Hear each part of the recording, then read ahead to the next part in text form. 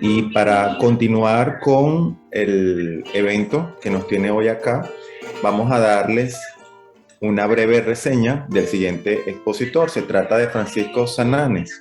Francisco Sananes es ingeniero mecánico, egresado de la Universidad Simón Bolívar en 1982, máster en Engineer and Manufacturing Engineer en la Universidad de Boston en 1994 y MBA de la Columbia Business School de Nueva York en el 92.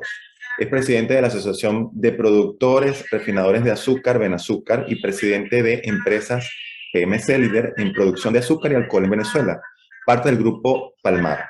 Es miembro del Consejo Directivo de IESA, pertenece a la Cámara Venezolana de la Industria de Alimentos Cavidea, Benancham, y empresas como Sembra, Grupo Vilaseca, Ecuador, Civenza y Envases Venezolanos. Él no está con nosotros en vivo, pero vamos a tener una grabación que ya vamos a compartir. Buenos días. En primer lugar, agradecimiento a la Academia Nacional de la Ingeniería del Hábitat, a su Comisión de Agricultura y a la Red Agroalimentaria de Venezuela la invitación a participar en esta jornada. El trabajo que voy a compartir con ustedes hoy es producto del trabajo de mucha gente a lo largo de los años. Recuerdo mesas de trabajo entre el sector y el Ministerio de Agricultura de la época en el año 2010-11. Recuerdo algunas jornadas de trabajo en el 2013 en el contexto del Estado portuguesa, en la cual estuvimos también las asociaciones de cañicultores, los principales centrales que hacemos vida en el Estado portuguesa y las entidades de gobierno, tanto nacional como regional. De ahí ha venido decantando esta, llamo yo, visión de la industria o de la cadena del azúcar y pensamos que a lo largo del análisis de la misma hemos ido recogiendo algunas lecciones aprendidas y algunas prospecciones en cuanto a qué ha funcionado y qué pudiéramos emular para recuperar el sector. Y con eso, pues, nuevamente reitero mi agradecimiento y comparto con ustedes estas ideas. El objetivo, como decía, es brindar algunas luces sobre cuáles han sido los factores de éxito en el manejo de la cadena del azúcar. Miramos a 62 años de evolución del sector. El sector se moderniza a final de los 40, principio de los 50. Antes de eso, lo que teníamos era siembra de caña y producción de papelón, pero la industria azucarera moderna, llámese la refinación de azúcar a partir de la caña, ocurre realmente en el año 47, en los inicios con el Central Matilde en Chivacoa. El Palmar se funda en 1956 y pasa, por cierto, a ser referente en materia de ingeniería y métodos de la época hasta los años 70. Y con eso se da el inicio a lo que es la industria. Entonces estamos tomando el año 60 como punto de partida y hemos visto todo lo que ha ocurrido en el sector, las políticas públicas y sus resultados. Como parte de eso, y vamos a compartir con ustedes algo de eso, notamos que hay unos periodos de excelentes logros. La industria ha logrado números de producción y productividad verdaderamente competitivos con la región y demuestra también estos subes y bajas porque han habido algunas caídas, una enorme sensibilidad a las políticas públicas. Con eso nosotros concluimos de que este es un sector que, si bien necesita algo de regulación, creo que le aplica aquello que se dijo en algún momento por allá en los años 60-70, que debe tener tanto mercado como sea posible y tanta regulación como sea necesaria, pero dejar la mayor libertad posible y después regular lo que es estrictamente necesario regular. Quizás como punto de reflexión, en los últimos 20 años el sector, como toda Venezuela, ha tenido un rezago en su modernidad. No ha habido condiciones para la inversión, ha habido precariedad y por lo tanto nos hemos perdido esto que compartimos en esta visión moderna del sector azucarero. El sector azucarero moderno hoy, y Brasil quizás desde los 90 respondiendo a políticas públicas fue el pionero, pero después han seguido Guatemala, otros países en el sureste asiático, República Dominicana, realmente concentra tres productos en uno. Se sigue produciendo azúcar y melaza y de ahí el ron y el alcohol, pero adicionalmente con inversiones y modernidad, los centrales azucareros modernos son capaces de generar excedentes de electricidad que entregan al sector público y a los usuarios. Y además, con ciertas modificaciones también, es capaz de producir combustible con base de etanol, que como sabemos es más amable para el ambiente y básicamente requiere regulación para que se use esa mezcla, cosa que está ocurriendo en todas partes del mundo, incluido los Estados Unidos. En producir esos tres productos, el sector, como todo el agro, tiene una gran ventaja que opera en entornos rurales y por lo tanto es capaz de generar un efecto de empleo, un efecto multiplicativo en la economía regional y un impacto ambiental verde porque es una industria que cuando se moderniza, su uso de agua, su uso de aire y entrega de los mismos en condiciones de limpieza al medio ambiente la hacen una industria de una huella ambiental bastante neutra. Ese aspecto es muy importante también. Entonces, bueno, esa es la visión moderna. Entonces, con cada millón de toneladas de caña que se produce en el campo venezolano y cada millón de toneladas de azúcar que se producen de esa caña, bueno, por un lado está todo lo que vemos acá, pero además hay electricidad y etanol. Pero veamos lo que ha sido la historia del sector y ustedes lo que ven en esta gráfica es unos subes y bajas. El sector llegó a un pico de 9 millones de toneladas de molienda en el año 2006. Se había alcanzado anteriormente un pico por allá en los 80, a finales de los 80, de unos 8 millones y anteriormente había un pico en el año 74. Pero quizás lo más interesante es que ustedes pueden ver aquí siete épocas muy discretas, muy claras, ¿no? 4 de subida, donde hay una subida importante en la molienda, una subida casi sin parar entre el año 60 y el año 74, después una caída importante, absolutamente respondiendo a lo que fue la Venezuela de la época, la primera ola de la Venezuela saudita, lo que hizo eso, las políticas públicas, controles de precio, vamos a verlo más adelante, pero se vino abajo. En los 80 hubo un regreso a políticas de estímulo del sector y se logró subir de ese 4 millones y medio que terminó la época de los 70, principios de los 80, hasta ese pico que hablaba de 8 millones. Vino el ajuste económico de principios de los 90 y ahí hubo una caída, evidentemente, pero quizás lo más interesante, y enfatizo estas dos últimas etapas, porque estas etapas 5 y 6, la primera ocurre en la década de los 90, antes de llegar Hugo Chávez a la presidencia, pero esa tendencia continúa hasta el año 2006 con ese pico de 9 millones que se mantuvo hasta el 2007. Quizás esa es donde salen porque lo interesante de esto, a pesar de haber tenido eh, eh, partidos políticos o personajes con visiones políticas extremadamente distintas en esos años que van desde el 93 hasta el 2006, lo que sí hubo es un sostenimiento en las políticas públicas que vamos a reflejar. Y bueno, ya después de eso sabemos todo lo que ha ocurrido.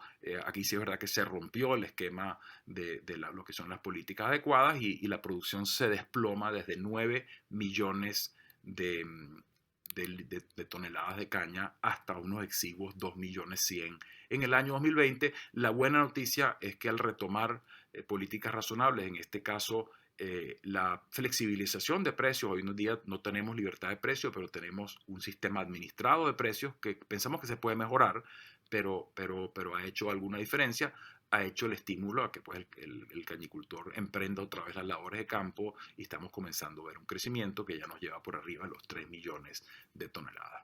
Cuando uno mira los factores detrás de esa evolución, a la derecha vemos aquí arriba las hectáreas sembradas y vemos que la industria fue creciendo de manera prácticamente continua hasta esa época de las 80 y mantuvo unas hectáreas sembradas de alrededor de 110, unos picos de 120.000 hectáreas sembradas y bueno, a partir de las políticas del 2007, aquí hubo expropiaciones de centrales, expropiaciones de tierra, estrictos controles de precios y algunas otras cosas, hace que esto se desplome a donde estamos hoy en día y que llegamos a la mitad, 60.000 toneladas. Insisto, estos últimos años han animado a gente otra vez a creer en el campo y a sembrar. Y por la parte de productividad también, Venezuela llegó en 2 periodos a alcanzar productividades por hectárea cercanas a las 90 toneladas por hectárea. Eso está a la par de la región, quizás con alguna excepción muy climática como el Valle del Cauca, pero que el promedio nacional haya estado en 87 toneladas por hectárea, eso indica que había centrales, notablemente en los valles de Aragua, con productividades de 120 toneladas por hectárea. Eso se alcanzó y eso evidentemente pues ha venido parte de lo que ha causado la caída en los últimos años y tiene mucho que ver con la aplicación de fertilizante y lo que sería pues el kit tecnológico de mantener el campo productivo. La curva abajo es lo mismo pero expresado en azúcar. Nosotros llegamos a tener 8.5 toneladas de azúcar por hectárea. Esos son factores buenos. Y bueno, eso se puede hacer otra vez. El sector ha respondido una y otra vez y como vamos a ver más adelante, el tema es más que todo las políticas públicas. Un poco a la hora de analizar esta situación, tomamos un poco prestado de un marco de referencia que, que tomo sobre todo de la práctica de consultoría empresarial, las escuelas de negocio, y es el análisis de la estructura de un sector o la estructura de una industria, ¿no? Quizás Michael Porter, profesor de Harvard en los años 80, que contribuyó con dos libros fabulosos, Estrategia competitiva y Estrategia comparativa, ventaja comparativa y ventaja competitiva. De ahí consultores llegaron un poco al análisis de esta situación, que se replica, por cierto, en muchos sistemas sociales, que al final la conducta y el desempeño siguen a la estructura. Uno cambia la estructura y generalmente esos cambios en estructura en casi cualquier sistema generan conductas distintas de los actores y esas conductas distintas de los actores pues generan desempeño distinto del sistema, ¿no? De eso se trata.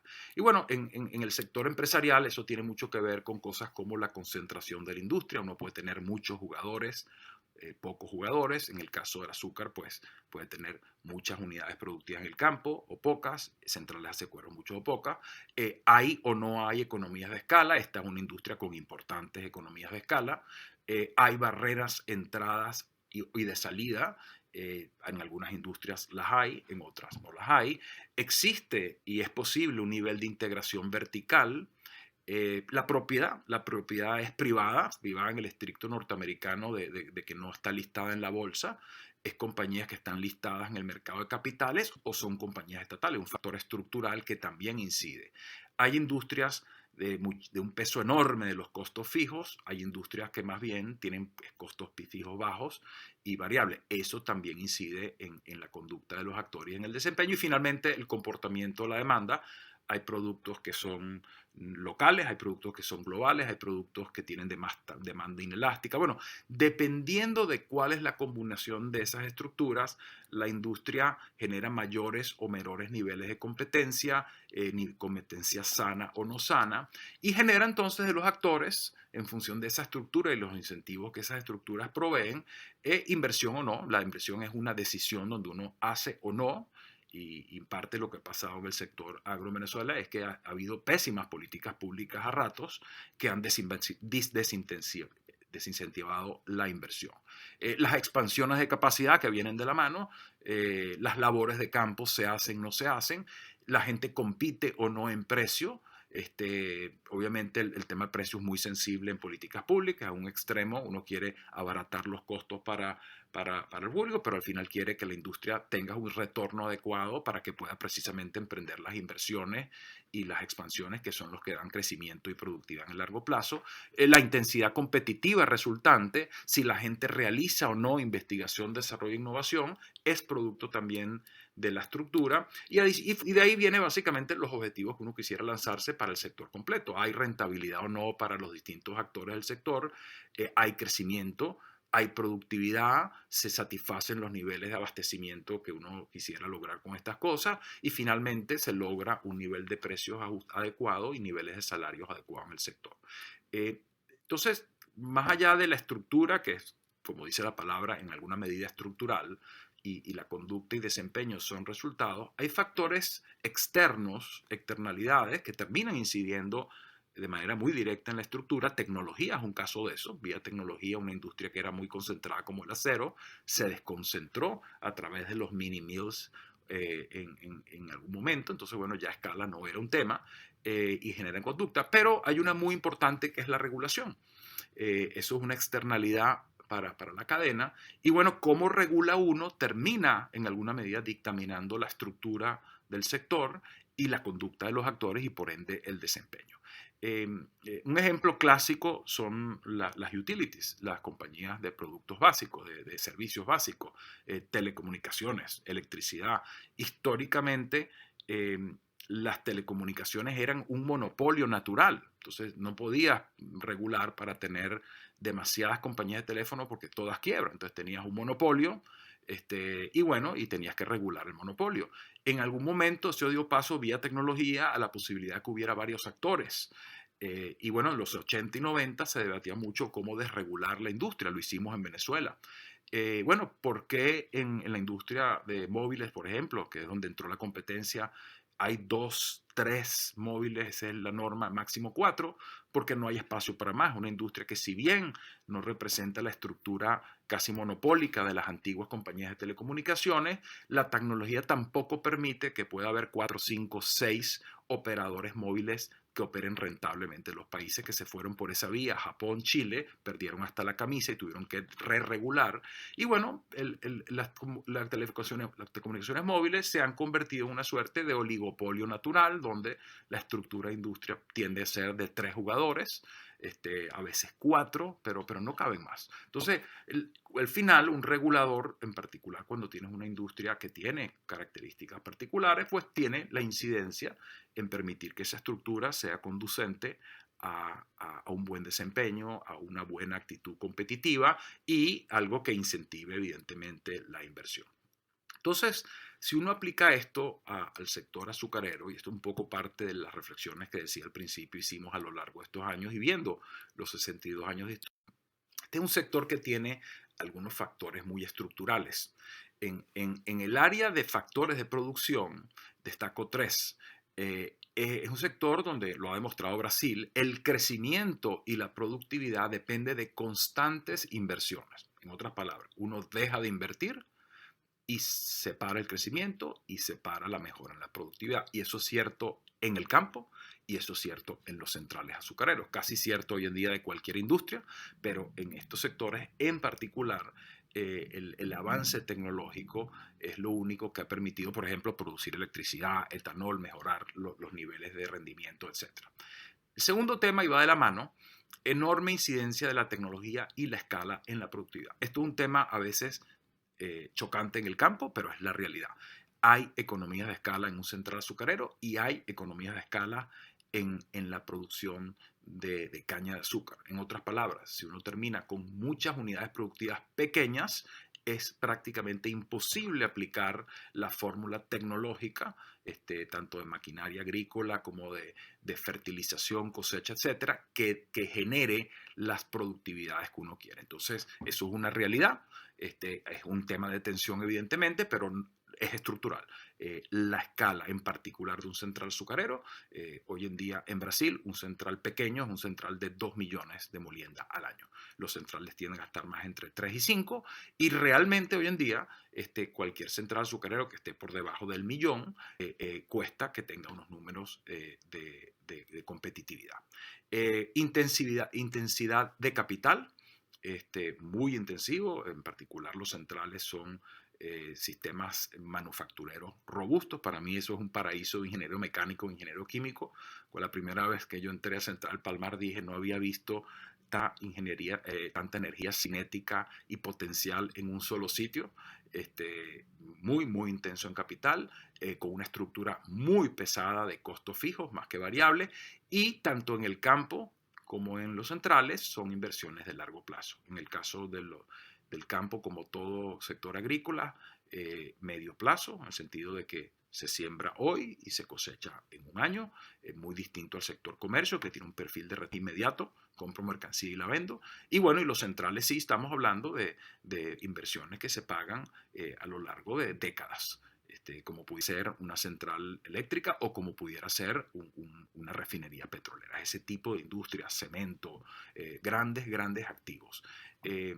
Eso por el lado de la producción. Por el lado de la demanda destacamos 2.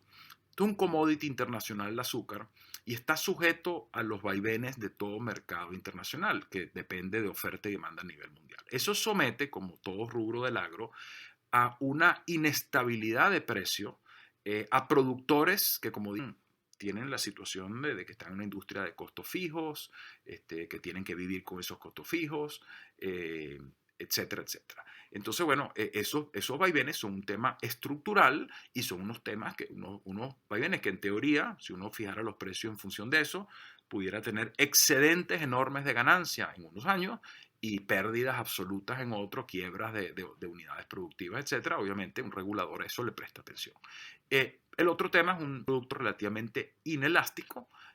Pues el azúcar se consume básicamente en línea con GDP per cápita, con PIB per cápita, si bien hay algunos efectos pequeños, locales, que pudieran ir moderando la demanda, en términos generales es un producto que es un commodity y a la vez inelástico, eso es implicación. Y finalmente, los factores sociales. Esto es un sector que tiene la peculiaridad de que no solo tiene el campo en el campo, porque el campo tiene que estar en el campo, sino que la unidad de producción tiene que estar pegada al campo. El central azucarero se llama central porque tiene que estar en el medio de la plantación de caña, porque el costo de transportar caña de azúcar después de petróleo y derivados, históricamente en Venezuela, el segundo rubro de mayor transporte es caña de azúcar y azúcar, después le sigue maíz y acero y metales, o en ese orden. Bueno, tiene que estar cerca, entonces aquí tienes grandes unidades productivas que demandan ingenieros, demandan técnicos, demandan una calidad de empleo particular pegado a zonas rurales y remotas. Eso es muy, muy estructural del sector azucarero. Y el otro tema es que eso hace que haya un efecto multiplicativo en las economías regionales, en particular en la metamecánica y el transporte, por lo que acabo de decir. Entonces, en función de todo lo anterior, ya ustedes pueden imaginarse, cuando uno mira, y vamos a ver ahora lo que ha pasado en estas épocas de prosperidad y de penuria, la clave es tener políticas públicas que le den estabilidad en el tiempo a las expectativas de los factores de producción. Es fundamental tener políticas de relativa libertad y estables en el tiempo porque la arbitrariedad del funcionario público, por ejemplo, en precios, o la no saber cuál va a ser, impide emprender inversiones que tienen varios años y décadas para dar su fruto. Entonces, fundamental eso. Y segundo, que evidentemente fomenten el emprendimiento y la inversión con un adecuado prospecto de recuperación y retorno. Entonces, nosotros a esos periodos y los resumimos aquí como periodos de decrecimiento e improductividad del lado izquierdo y periodos de crecimiento y productividad en el lado derecho, pues por cierto esto lo tenemos en detalle periodo por periodo, esto es un resumen, pero con gusto compartimos el detalle. Hay distintos mecanismos y obviamente se ha tratado todo, pero un gran resumen en estos periodos de crecimiento sin lugar a dudas han sido periodos de controles de precio. En algunos casos ha sido periodos de expropiaciones o compras del Estado, o la propiedad fundamentalmente en manos del Estado. En algunos de estos periodos, en particular los últimos 6, por ejemplo, ha habido condiciones macroeconómicas y políticas que dificultan el acceso al crédito. Este ha sido quizá de los menores problemas porque casi todos los periodos han tenido mecanismos para acceso al crédito o a través de la banca privada o a través de mecanismos creados por el gobierno, pero ha habido periodos donde no, y ya sabemos la debacle mucho en los últimos años en particular. Bueno, en los últimos años, hipercontroles verdaderamente, no solo de precios, sino de distribución, hiperregulación y en esta última etapa, inseguridad jurídica y ataques propiamente a la propiedad, valga la redundancia, ¿no? Un tema importante, nuevamente muy puntual de este último periodo séptimo, la expropiación de la cadena de agroinsumos y el colapso de Pequiven. Esos han sido los temas que cuando uno mira, insisto, el detalle está a la orden, claramente han generado un clima contrario a la inversión. Por el contrario, los periodos de crecimiento han sido lo contrario, han sido esquemas donde ha habido libertad o un sistema administrado de precios con una política de comercio exterior, que pensamos nosotros que sigue siendo la mejor vía, propiedad privada de la mayoría de los centrales, condiciones macroeconómicas y políticas del sector que han conducido al crédito, seguridad jurídica que la tuvimos por muchos años hasta que se rompió en el 2007, y una regulación acotada a lo que es estrictamente necesario, actores privados en la cadena de agroinsumo e incentivos a la investigación, un capítulo especial para LOCTI, que en su primera versión fue utilizada de manera muy exitosa para el financiamiento de actividades de investigación para la producción de caña de azúcar. Esos obviamente han sido los periodos propicios a la inversión. Entonces la pregunta ¿es posible recuperar el sector?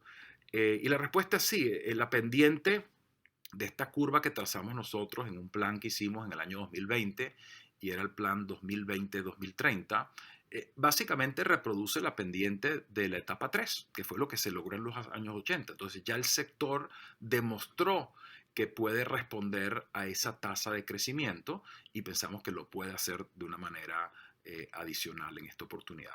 Curiosamente, aplicar esa tendencia nos recupera a lo que fue el terreno perdido, o sea, la tendencia exitosa de las etapas 5 y 6, que nos llevó a esos 9 millones, permitiría recuperar el terreno perdido en 10 años.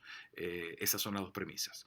Y bueno, y eso nos llevaría a la visión que creemos de la industria, una visión de unos 12 millones de molienda de caña, y bueno, eso se genera básicamente con una cantidad eso logra una cantidad de impactos, y la pregunta obligada es qué hay que hacer para lograr estos números. Y volvemos al análisis de las políticas públicas.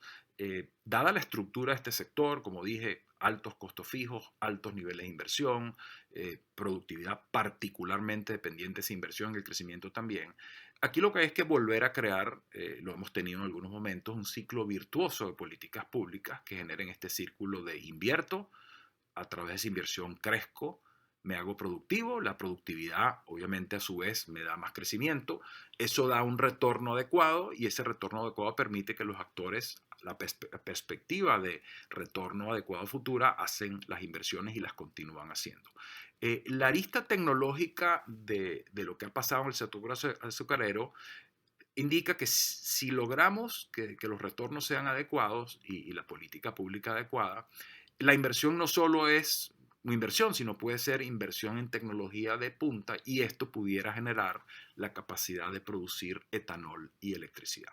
Y de eso básicamente es el ciclo que pensamos que se pudiera recrear si las políticas públicas son adecuadas. Este ciclo a su vez se alimenta de 4 factores que inciden en la inversión y la productividad: fuentes de financiamiento, suministros de a la agroindustria, mejora genética en la caña de azúcar y control de plagas, y finalmente las mejoras en infraestructura de campo, cosa en la cual se invirtió mucho en los años 60, 70 y alguna medida en los 80, y hay proyectos importantes hacia adelante en el campo venezolano. Bueno, si nosotros activamos ese ciclo nuevamente, vamos a tener impacto en 9 áreas. Las más inmediatas, el crecimiento, una sustitución de importaciones por cada millón de toneladas de caña adicional que se vuelan en Venezuela, estaríamos ahorrando unos 30 millones de dólares en azúcar importada, en crudo importado. En exportaciones de alcohol, estamos hablando que con la melaza que produce ese millón de toneladas de caña, estaríamos generando entre 15 y 20 millones de dólares en exportaciones de ron venezolano adicionales. El crecimiento del empleo entre el directo y el indirecto, por cada millón de toneladas, estaríamos generando 5.300 empleos adicionales. El escalar esto de donde estamos hoy hasta los 12, 13 millones de toneladas, estaríamos hablando de algo en exceso de 50.000 empleos en zona donde ya somos el sector el principal empleador. Es un impacto verdaderamente muy importante. Adicionalmente a esto, por supuesto, eso significaría mayor contribución al fisco, significaría inversión social y en comunidad. Nosotros tenemos varios de los centrales, un porcentaje de los ingresos dedicados a actividad, responsabilidad social en las zonas en las cuales operamos. Obviamente más ingresos, más retorno, más inversión social.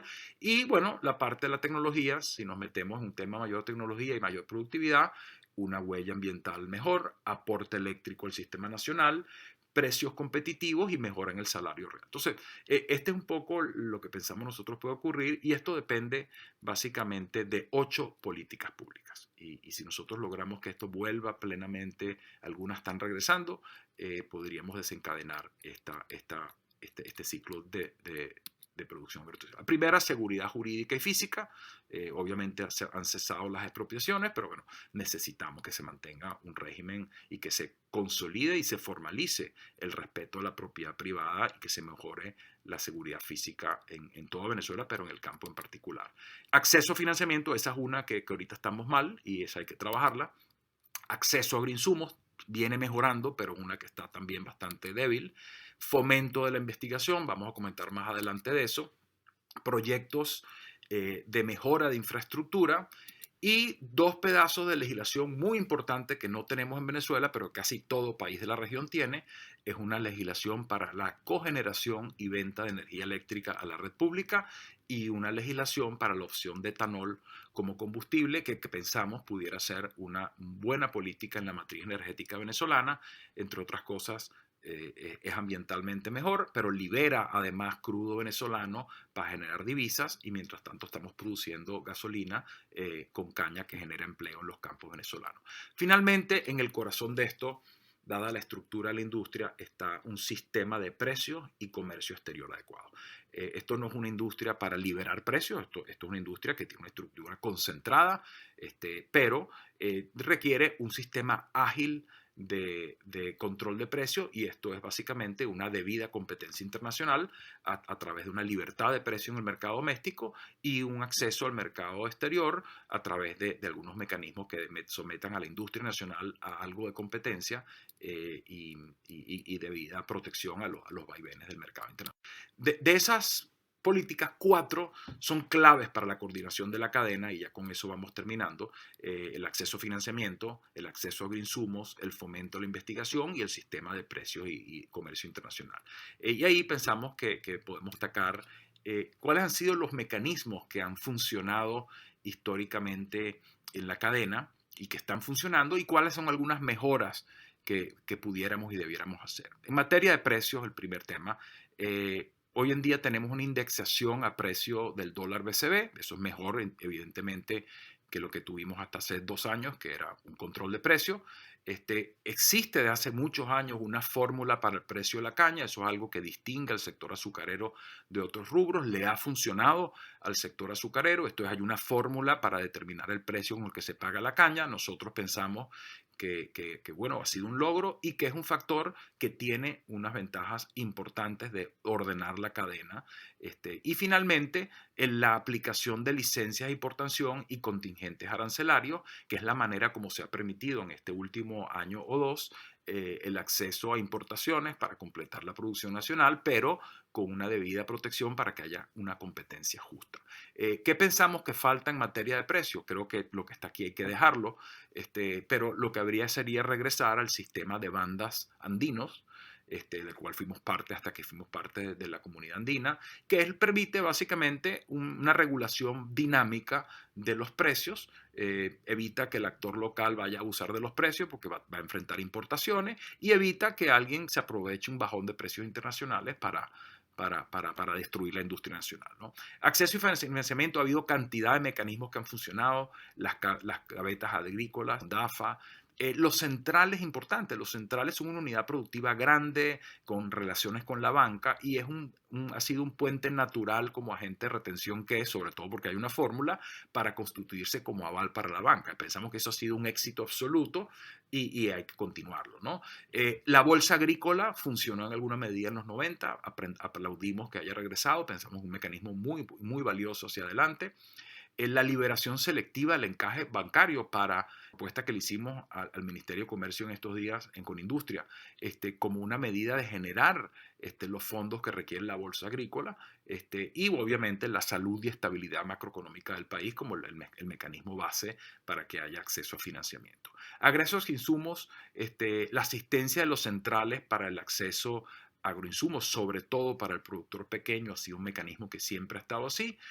Hay cosas que se pueden mejorar. La operatividad de Pequiven. Pequiven es un actor fundamental en la cadena agroalimentaria y si no opera, pues se tranca la cadena.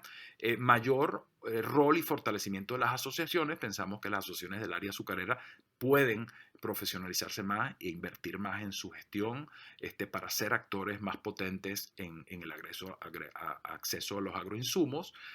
Un reforzamiento de la asistencia al campo de los centrales, donde lo venimos haciendo, pero en algunos momentos las áreas de asistencia al campo eran muy, muy robustas en lo técnico. En PMC estamos haciendo inversiones en ese sentido, por cierto, y algunos cambios en nuestra estructura, pero es un tema que hay que retomar.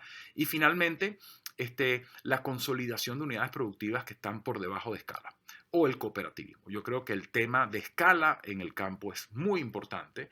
Necesitamos productores grandes, necesitamos consolidar las unidades pequeñas con mecanismos que sean justos para estos productores y donde no crear mecanismos de cooperativismo para que esas unidades tengan acceso a agroinsumos de una manera eficiente y tengan acceso a la suite tecnológica que tienen que acceder para ser productivos, ¿no?